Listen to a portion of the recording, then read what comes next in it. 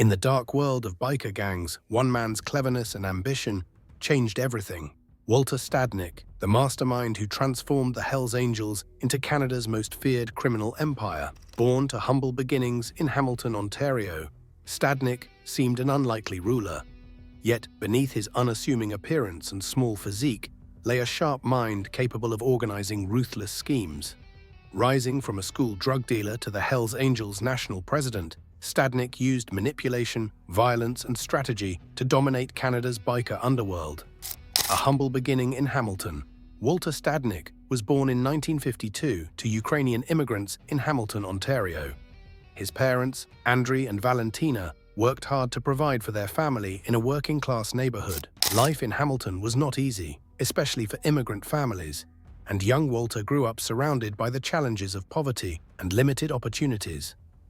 Despite being quiet and reserved as a child, Walter displayed sharp intelligence, but his teachers often remarked that he lacked focus and motivation in school. He had potential, but it seemed his sights were elsewhere. By the time Walter was a teenager, he had already discovered a way to make money by dealing drugs to his classmates. This role as a schoolyard dealer marked the beginning of a criminal career that would make him infamous across Canada. His cleverness and ability to build relationships allowed him to navigate the dangerous world of local gangs. In the late 1960s, he joined the Cossacks, a local biker gang, and immersed himself in the outlaw biker culture. This was the first step in a journey that would take him to the top of Canada's criminal ranks. The streets of Hamilton were the proving ground for Walter Stadnick's ascent, where he learned how to outthink and outmaneuver his rivals. The puppet master behind the Hells Angels' rise. Walter Stadnick stood just 5'4" tall, and his physical appearance was far from intimidating. In addition to his small physique, he had scars from a motorcycle accident that disfigured his face. Many underestimated him, but Stadnick would turn this underestimation into a weapon.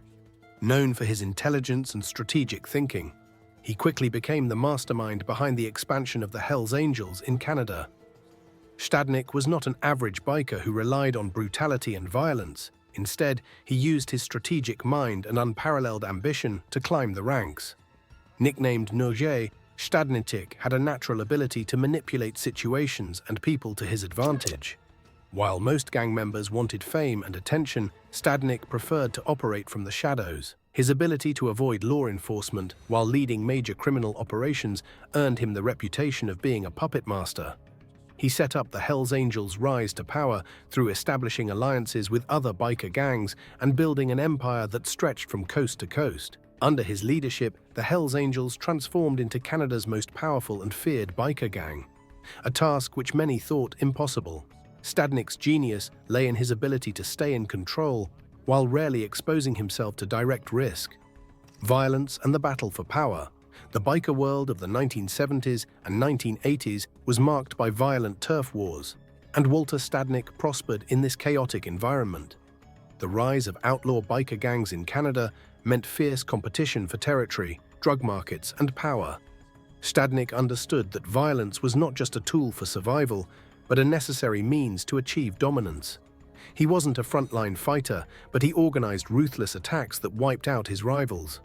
One of the most famous conflicts was the biker war between the Hells Angels and the Outlaws, two of the most feared gangs in Canada. This violent conflict claimed dozens of lives and left a trail of destruction across Quebec and Ontario.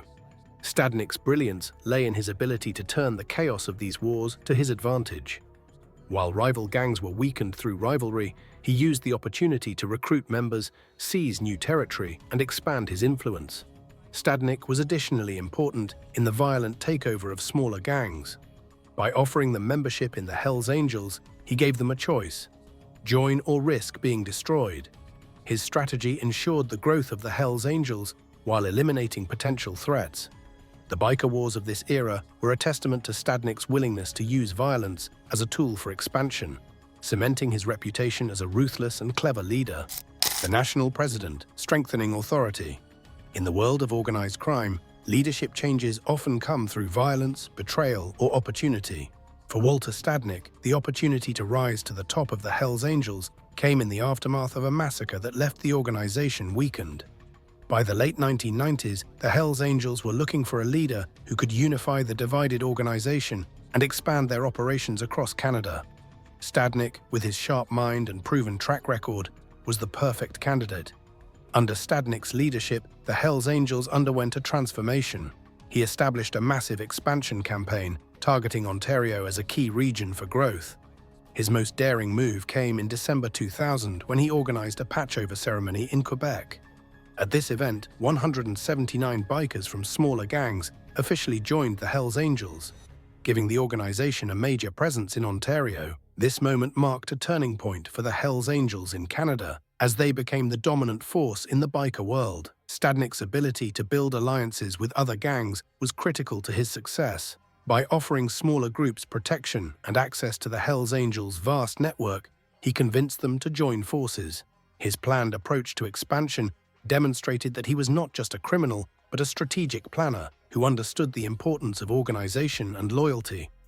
The time he spent as national president solidified his legacy as one of the most influential figures in Canadian organized crime.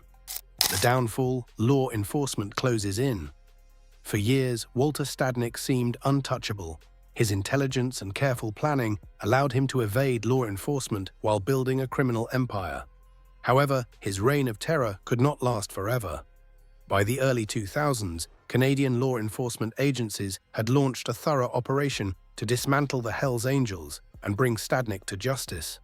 Undercover agents joined the gang and began gathering evidence of drug trafficking, money laundering, and other criminal activities. In 2001, Stadnick's luck ran out. He was arrested on multiple charges, including conspiracy to commit murder, drug trafficking, and gangsterism. The trial that followed was one of the most high-profile cases in Canadian legal history. Prosecutors gave an awful account of Stadnick as the mastermind behind a criminal organization responsible for violence, corruption, and the destruction of countless lives. In 2004, he was convicted and sentenced to 20 years in prison. Stadnick's downfall marked the end of an era for the Hells Angels in Canada. While the organization still exists, it has never regained the level of dominance it enjoyed under his leadership. For Stadnick, prison became the final chapter in a life defined by desire, cleverness, and brutality. Legacy of violence and corruption. Walter Stadnick's name continues to be associated with the dark world of organized crime in Canada. His legacy is one of violence, fear, and corruption. As the mastermind of the Hells Angels' rise to power, he left a long-lasting mark on the country's criminal landscape. Stadnick's methods, whether through strategic alliances, ruthless violence, or calculated planning, showcase the lengths to which individuals will go to achieve power. Even after his conviction, the long-term consequences of his leadership continue to be felt. The Hells Angels remain a powerful force in the underworld, and the criminal networks Stadnick helped establish still operate in multiple forms. For law enforcement, his case underscored the challenges of combating organized crime. Despite advances in technology and surveillance, figures like Stadnick demonstrate the adaptability and resilience of criminal organizations. Walter Stadnick's life is an unsettling tale of ambition that goes against ethics. From a young boy in Hamilton to the most powerful biker in Canada, his journey was fueled by intelligence and determination. Walter Stadnick's story is one of ambition and destruction, a man who climbed to the top of Canada's criminal world with implacable cleverness. Though his reign ended with his arrest and imprisonment, the echoes of his actions continue to exist in the shadows of the biker gangs he once led. Stadnick's rise and fall serve as a stark reminder of the evil appeal of power and the devastation it can bring. From small-town beginnings to a life of crime, his journey is an important reminder of how far intelligence and ruthlessness can take someone. Yet, in the end, even the most calculated empires crumble, leaving behind a legacy stained with violence and fear.